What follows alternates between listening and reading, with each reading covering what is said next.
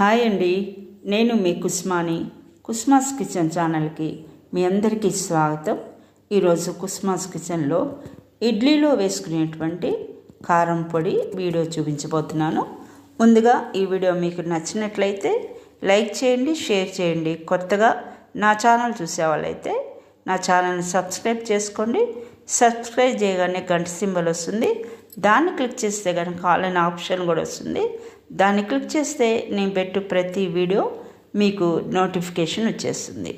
ఈ ఇడ్లీలో వేసుకునేటువంటి కారం పొడి ఇడ్లీలోనే కాకుండా దోశల్లోనూ, కిచిడి, ఉప్మాలో కూడా వేసుకోవచ్చు. చాలా టేస్టీగా ఉంటుంది.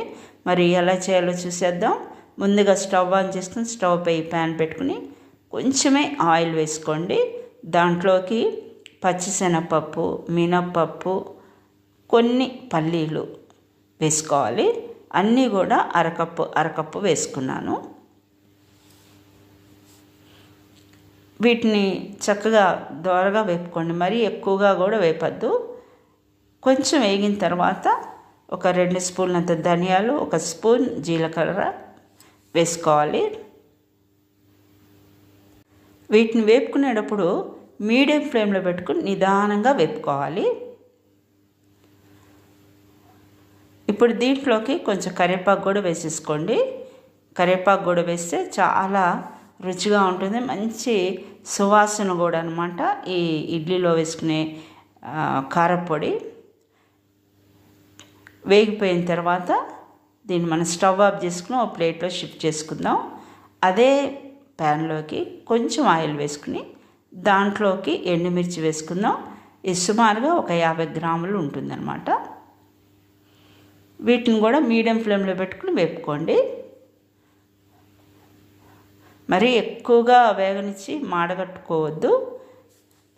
తర్వాత స్టవ్ ఆఫ్ చేసుకుని వాటిని చల్లార్చుకోవాలి. చల్లారిన తర్వాత మనం మిక్సీ జార్ తీసుకుని దీంట్లోకి ముందుగా ఈ ఎండుమిర్చి వేసేద్దాం.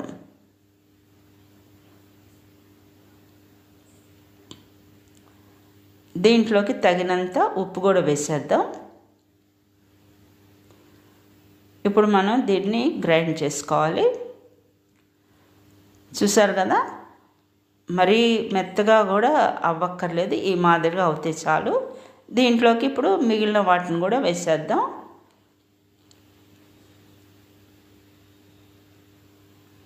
ఇప్పుడు మరి ఒకసారి గ్రైండ్ చేయాలి. చూసారు కదా, ఈ విధంగా రావాలన్నమాట. ఇప్పుడు దీంట్లోకి కొంచెం చింతపండు వేసేద్దాం. దాంట్లోకి కొంచెం వెల్లుల్లిపాయ రెమ్మలు కూడా వేసేసాను. మరి ఒకసారి గ్రైండ్ చేసుకోవాలి. చూసారు కదా ఫ్రెండ్స్, ఈ విధంగా రావాలన్నమాట. మరీ మెత్తగా కాటుకులా రాకుండా కొంచెం గరుగ్గా ఉంటే మనకి ఇడ్లీలోకి వాటిలో వేసుకున్నప్పుడు చాలా బాగుంటుంది అనమాట. చూసారు కదా, ఈ విధంగా ఇడ్లీలోకి వేసుకునే కారపొడి చేసుకున్నప్పుడు చాలా కమ్మగా ఉంటుంది. ముఖ్యంగా ఇడ్లీలోకి నెయ్యి వేసుకుని ఈ కారపొడి వేసుకుంటే చాలా రుచిగా ఉంటుంది. ఇడ్లీలోనే కాదు, దోశల్లో కూడా వేసుకోవచ్చు, ఉప్మాలో వేసుకోవచ్చు, కిచిడిలో కూడా వేసుకోవచ్చు. చాలా టేస్టీగా ఉంటుంది. మరి మీకు నచ్చిందా? నేను చేసినటువంటి ఈ రెసిపీ నచ్చినట్లయితే మీరు ఒకసారి ట్రై చేసి టేస్ట్ ఎలా వచ్చిందో నాకు కమెంట్ బాక్స్లో తెలియపరచండి. మరి యొక్క సరికొత్త వీడియోతో మళ్ళీ కలుద్దాం.